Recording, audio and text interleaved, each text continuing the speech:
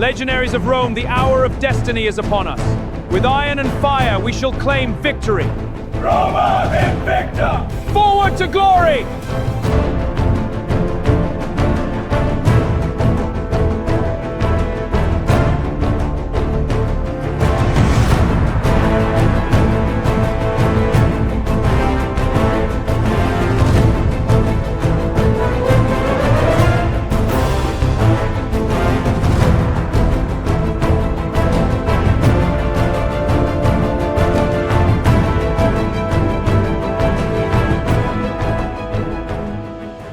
Dawn has not fully broken yet. A pale light gathers on the eastern horizon. But in the air of Mesopotamia, there is a strange, heavy silence. The smell of dry dust, the heat rising from the earth, and somewhere far away, the faint echo of metal. Together, it feels as if the world itself is holding its breath. Summer, 530 AD. A morning is about to be born in the chest of history, one that will later become legend in the textbooks of war. Because today, on the soil of Dara, this will not be only a clash of two armies. Here, intelligence will stand face to face with pride.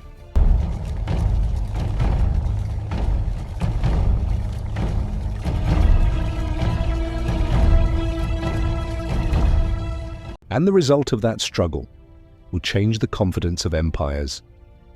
First comes the sound, very faint. Because today, on the soil of Dara, this will not be only a clash of two armies. Here, intelligence will stand face to face with pride. A curtain of dust begins to rise into the air.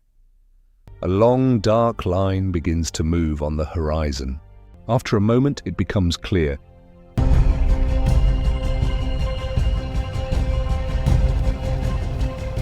This is not a storm. It is men, soldiers, cavalry, the advance of a vast empire. Nearly 50,000 Persian soldiers are advancing. At the front, the Savaran cavalry, the most terrifying force of the Persian Empire. Horses wrapped in heavy armor, long spears, metal helmets blazing in the sun. The way they advance does not look like men going to war. It feels as though they are simply coming to collect another victory. Behind them come the great war elephants, swaying slowly like moving fortresses. With every step, the ground sinks beneath them, and above them, the banners, blood red and gold, fly in the wind with the pride of a conquering people. The drums grow louder, the kettle drums echo across the open plain. There is fear in that sound. There is declaration in that sound. As if the whole world is being told, Persia has arrived. For 2 centuries, this empire has not stopped. They pushed westward. They broke borders. They seized cities. Wherever they arrived, civilizations either bent or disappeared. From the Euphrates to the Indus, from the Caucasus Mountains to the Persian Gulf. Their name means power, fear, and the feeling of inevitable defeat. But before them stands a city, Dara. From the outside, just an ordinary fortress city. High walls, built to guard the frontier. But today, the wide plain before that city is no longer what it once was. Inside Dara, there are only 25,000 Roman soldiers, half the number. Soldiers of the Empire, hear me! Hail the commander! The enemy approaches! We will not yield! We march, we conquer! And even within that number, problems are hiding. Not all of them are experienced. Many are mercenaries. Soldiers of the Empire, hear me! The enemy gathers, but we are ready. Stand firm and victory will be ours! For the Empire! Arab warriors, Herulian federates, auxiliaries gathered from the frontier. Many of them have never seen a battle this large in the open. Some have not even finished their training. If you look only at the numbers, this battle is over before it begins. For the Romans, this looks like a suicidal decision. But on a battlefield, what the eye sees is not always the truth, because what the Persians cannot see is the most dangerous thing of all.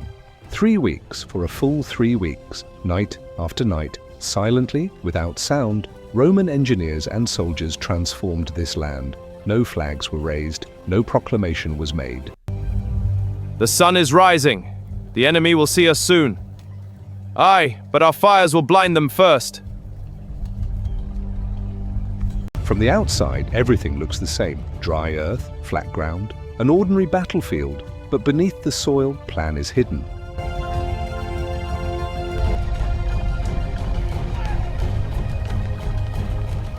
Hidden trenches, traps, invisible boundaries, carefully cut lines in the earth, designed so that the enemy's strength works against him.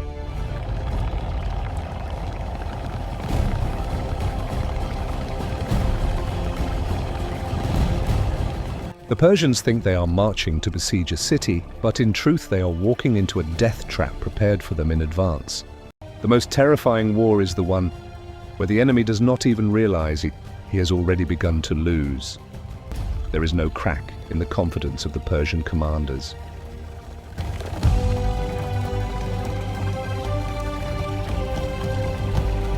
Because their past stands behind them. They know they are larger, they know they are stronger, and above all, they believe the Romans are afraid. But confidence can sometimes blind. At this moment, standing before Dara, the Persian army believes, this will be another siege, another long war, another certain victory. They do not know this ground is prepared for them. They do not know their numerical advantage will become their weakness.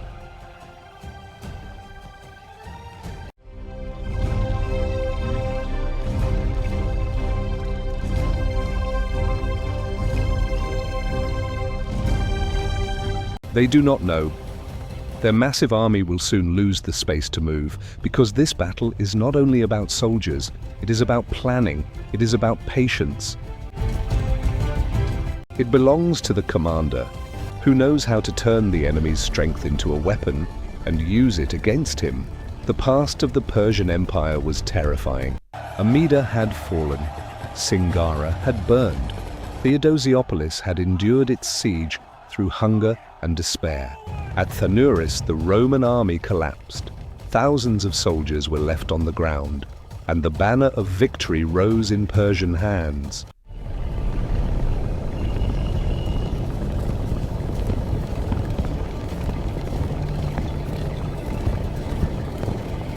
So their confidence is not irrational. History had favored them for a long time.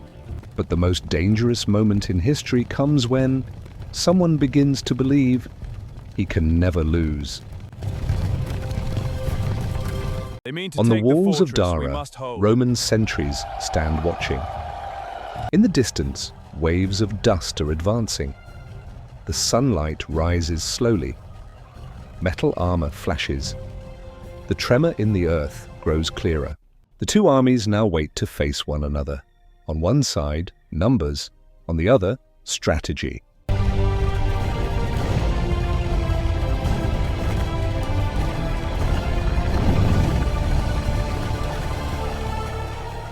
On one side, the pride of an empire, on the other, desperate resistance, and the battle has not even begun.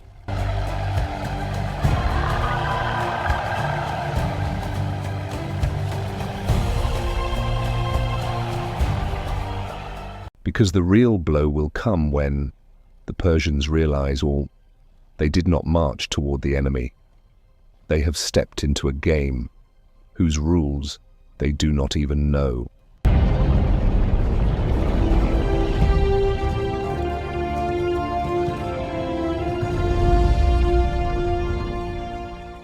Every city that fell on the Roman frontier was like a message written in fire. Each burning wall, each shattered gate, each abandoned road.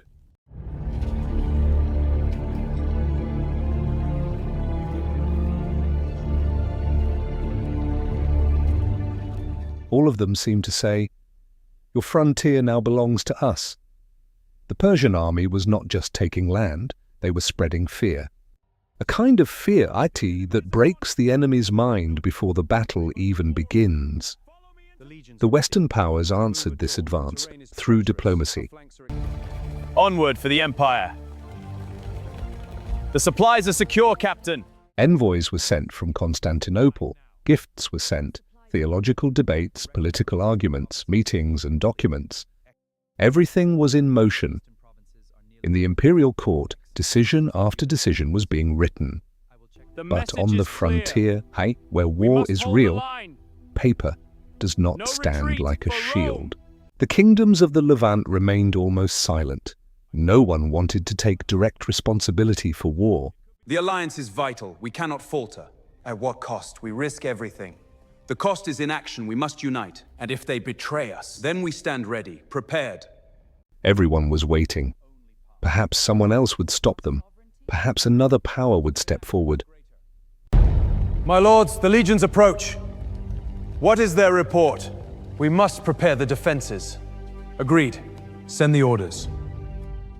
The world had a chance to build a wall against Persia, but instead of a wall, it built documents. And in that moment, one place still had not broken, a narrow strip of the eastern Roman frontier. Its center, Dara, a new fortress, so new that its walls still carried the smell of fresh limestone. No mountains, no river, no natural defense.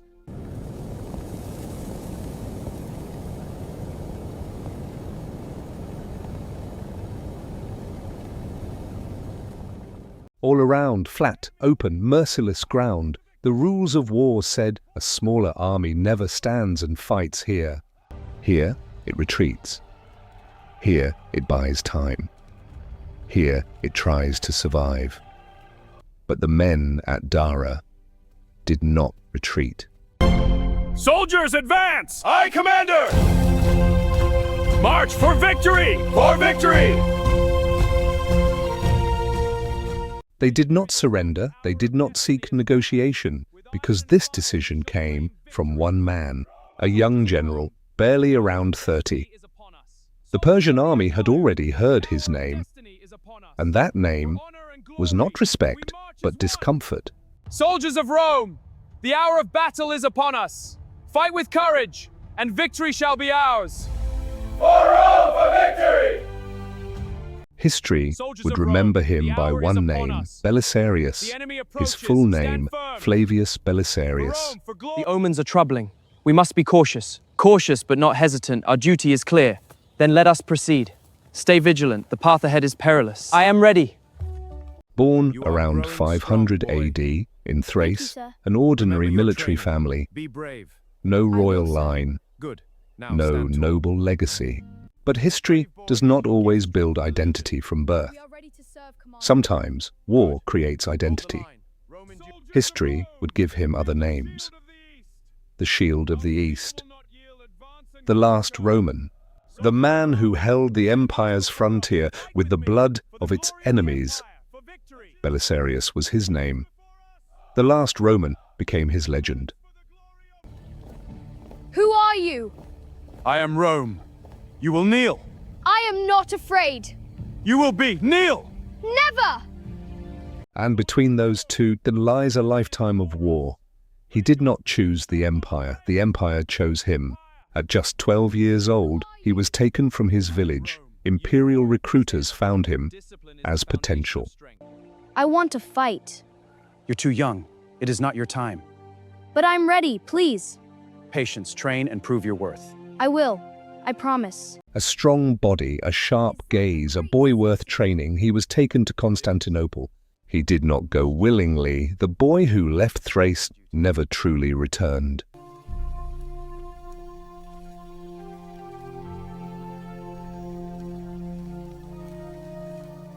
Years later, someone else came back. Inside the palace military school, he did not just learn Roman tactics. He learned the enemy, Greek war doctrine, Persian cavalry structure, war manuals from captured soldiers, enemy movement, attack patterns, mentality. He did not only learn weapons, he learned how people think. He learned Persian so well, we think that he could interrogate without an interpreter. He had understood the Persians' greatest weakness. They underestimate small armies. They believe numbers mean victory. They assume smaller armies will eventually flee. He who understands the enemy has already won half the battle. Legionaries, behold the enemy! Stand firm, and victory shall be ours! For Rome and glory advance! Belisarius quickly rises through the ranks. His success was so clear that many senior officers felt uneasy. Victory in Moesia, defense on the Danube frontier. In every campaign, he proved, war is not just courage, it is calculation. But the weakness inside the empire, he had seen up close. Behind the glory, there was disorder, irresponsibility, incompetent leadership. Legionaries, the hour of battle is upon us. Remember your training. Remember your brothers beside you. Fight as one, and victory will be ours. Roma Invicta! And that truth appeared most brutally at Thanuris. There, he saw how a wrong command can drive an entire army to death. 8,000 soldiers. One wrong decision. One broken battle line. Bodies covering the field. And the stupidity of high command. Soldiers of Rome, hear me!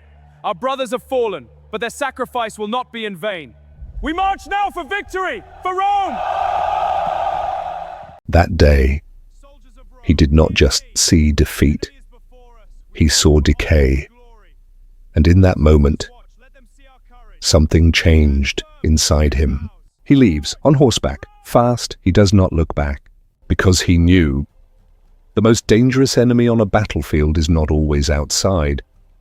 Sometimes it stands on your own side. After the defeat at Thanuris, many believed Belisarius was finished. His decisions were under question. His confidence was broken. In the eyes of the empire, he was perhaps just another failed commander that would soon be forgotten. Legionaries of Rome, hear me!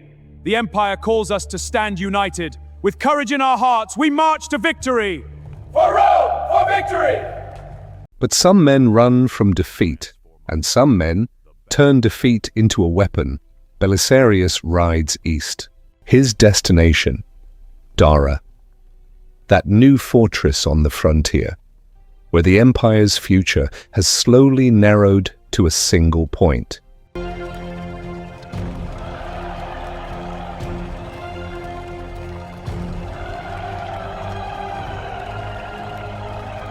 He arrives with only 300 cavalrymen. The force is small, no victory parade, no royal proclamation. Only dusty roads, tired horses, and a silent rage. A rage that does not shout, but becomes the most dangerous kind. Soldiers of Rome, the hour of destiny is upon us. We march to victory for the glory of the empire. Forward for Rome! Standing before the walls of Dara, he raises the emperor's banner, not as a rebel, as a commander, as a man who has decided this frontier will not retreat again. Standing before the garrison, he spoke very little. Soldiers of Rome, your discipline is unmatched. Now, march with me for the glory of Rome. But those words spread quickly. Never again. No surrender without a plan. Never again. Soldiers will not be used as numbers alone. In that moment, the soldiers understand this man is different. For the next 2 years, Dara was not just a fortress. It became a training ground. Soldiers, the city stands before us. Advance to the walls. Yes, Commander! Archers, take your positions. Infantry, ready the ladders. We strike at dawn, for glory. Every day, every morning, every afternoon, Belisarius reshapes the soldiers from the ground up. Roman soldiers, Arab allies. There were differences of ethnicity, differences of language, differences of belief. But on a battlefield, a divided army does not survive. He did not force them. He earned their respect. Soldiers of Rome, the Empire calls us to battle. For Rome! We fight not for ourselves, but for the glory of the Empire. For the Empire, for the Emperor! The training was brutal. Horse speed, infantry positioning, signal changes, rapid reformation.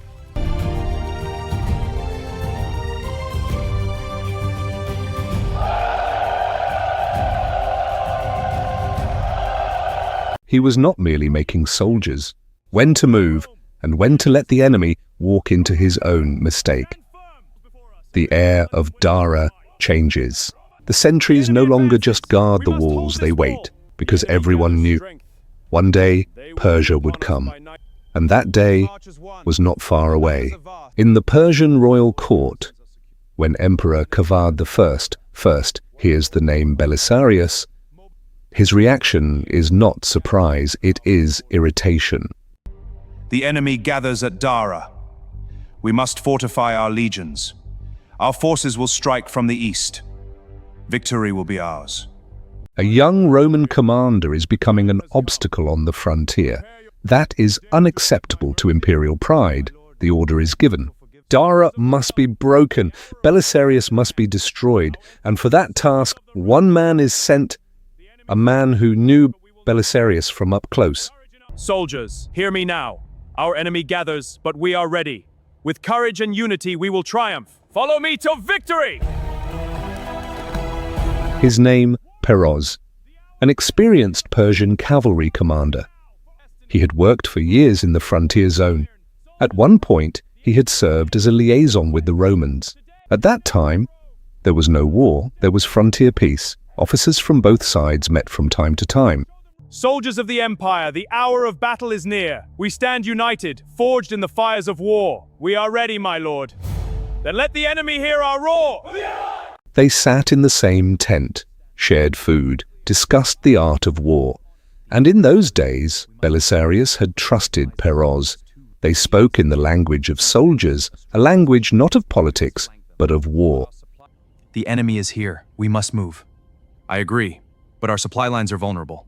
We flank them from the west. It's our only chance. A bold move. Let's make it happen. But history's deepest blows do not always come from enemies. They come from those once known. Peroz takes gold from the Persian court, takes titles, takes command of the Eastern army. But what drew him most was another promise. He would be the man who ends Belisarius. Not just defeat him, erase him. I see the path ahead. This legacy guides me. No force can alter our destiny. We move forward. In Persian military circles, the name of Belisarius was slowly spreading. With respect mixed with unease, Peroz wanted to grind that name into the dust.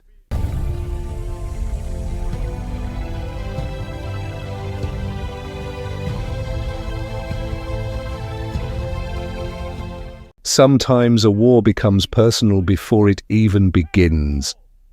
And Peroz is not only bringing an army, he is coming with a confidence that believes it knows the enemy's mind. Soldiers of Rome, the enemy is before us. We fight not just for victory, but for the honor of our ancestors. Stand with me now and let history remember our courage. He knows how Belisarius thinks, he knows his old mistakes, he knows the failure at Thanuris, he knows how at Mindoos Belisarius advanced too far and collapsed under the of Persian lancers.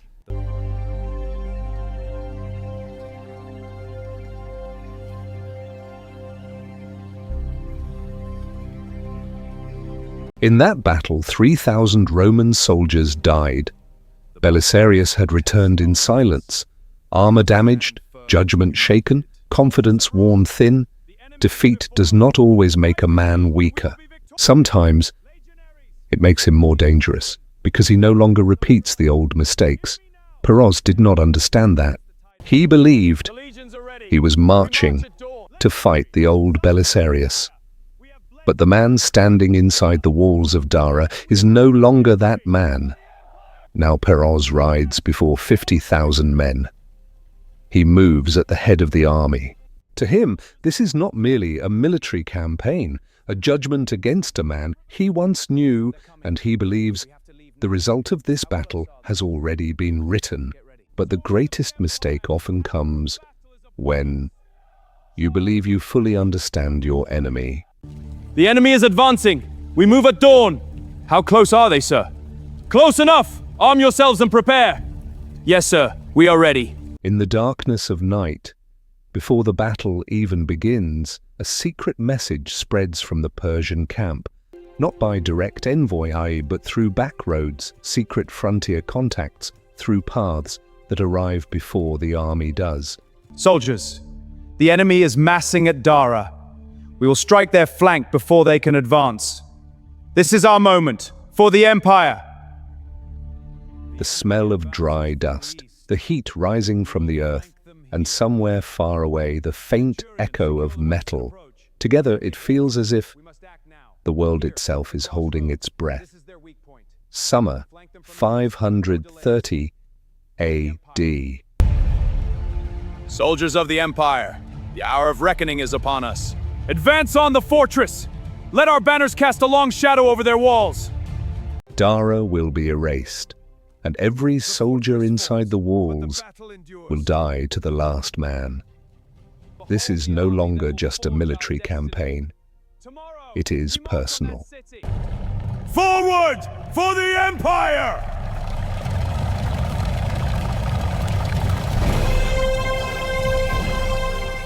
The Persian army is advancing, and its advance is not just a sight, it is a moving terror.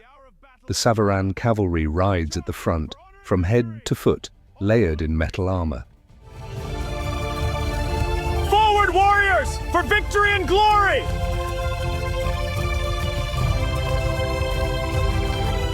Horse and rider, like a single machine of war. When they advance in formation, it feels like a wall of metal moving forward. They strike infantry like a hammer. Once they break a line, there is no time to stand again. Behind them, the Dalamite infantry, warriors from the Caspian highlands. Short swords, made for close fighting. In tight spaces, they fight like suffocation itself.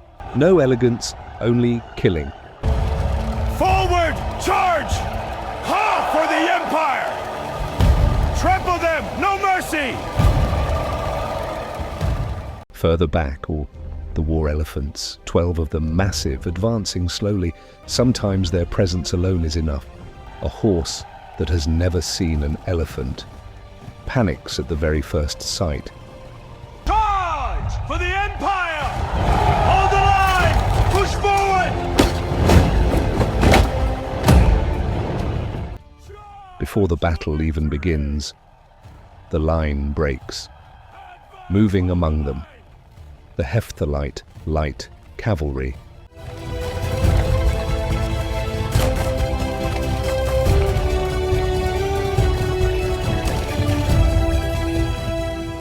At full speed, they can turn and fire backward, as if aiming was never taught to them. It is simply their nature. When the whole army moves, the earth remembers it. The drums can be heard 6 miles away. The villages fall silent one by one. People shut their doors. They abandon the fields and flee. The roads are left empty. Sometimes human fear makes no sound. It only leaves silence behind. Soldiers, advance! Forward to victory! No retreat! Peroz rides at the front. There is no worry on his face. He moves forward, as if he has already written the ending of the battle. Forward, brothers! Ride for glory! For the Horde! Charge! Faster! Do not falter! He tells his officers, Dara is not a battle, it is only a formality. To him, this campaign is certain. One city, one old rival, one final blow. But what he cannot see, 3 miles ahead, out on the plain, something else is being built. A trap. The message arrives. My lord, the reports are here. Show me the eastern border. Here, my lord. The enemy gathers. We ride at dawn. Ready the men. Yes, my lord. 3 weeks before the army, inside the walls of Dara, Belisarius reads the letter. Once, then again. He shows no reaction. He places the letter on the table. News from the frontier. The enemy advances, sir. We sighted them at dawn. How many? What direction? A legion from the east. Ready the garrison. Then slowly walks outside. He climbs the eastern wall and stares ahead. Flat ground, empty to the horizon. No hills, no trees, no shelter. Soldiers of Rome, the hour of battle is near. March with me to victory! For Rome! His officers would later say, his face never changed. But inside his eyes, something had changed. A plan. In impossible situations, many men panic. Belisarius becomes still. This field is drenched in the blood of our brothers. But we stand! We will not yield! For honor and victory we fight on! Soldiers, hear me! We have fought through the smoke and blood. Now we march as one! Forward to victory! Because he does not deny fear. He calculates it. At dawn, he summons his senior officers, Hermogenes, Buses, Kutses. Soldiers, the enemy is broken. Now we claim our victory. Aye, Commander, we ride at your word. For honor and glory. Forward, my brothers, to the city. The Thracian cavalry brothers, Sunicas, the Hunnic commander, whose loyalty comes not from orders, but from personal belief. They gather around a table. The air is heavy. The enemy masses here. We strike their flank. Their cavalry could counter. Our legions will hold. Cavalry, swing wide. Understood. We will position the archers. Good. Prepare for dawn. Everyone knows Persia is coming. Belisarius speaks directly. We have 25,000 men. Commanders, the enemy is here. We flank from the east. Understood. We will be ready. Strike at dawn, no delays. It will be done. Of them, perhaps 18,000 can truly hold a line. They are bringing 50,000. Their cavalry is stronger than ours in open ground. Gentlemen, the enemy is here. Our scouts confirm their numbers, sir. We strike at dawn. Flank them from the east. Understood. I'll relay the orders. And they have elephants, which will break our horses at first sight. Silence follows. Then he says, slowly, but they do not know this ground. We do. That single sentence changes the air in the room. For the next 3 days, Belisarius rides alone across the plain.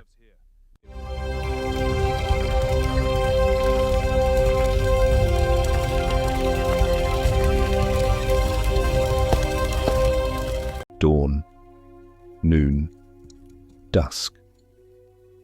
He studies the ground, the light, the shadows, the way a craftsman reads the grain of wood.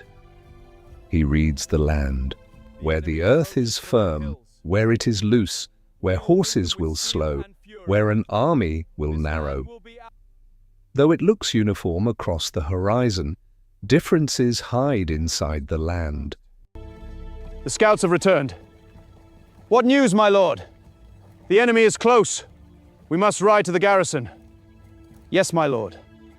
And 3 miles out, before the walls of Dara, he finds it. No dramatic valley, no forest, no mountain. Only a narrow passage between 2 slight rises.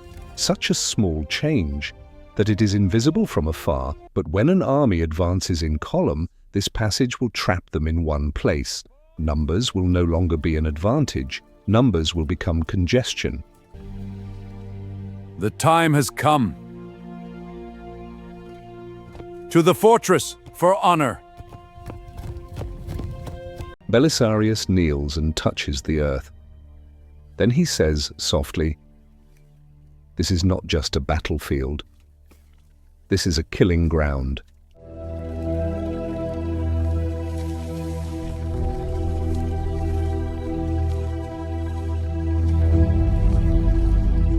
That very night, the work begins.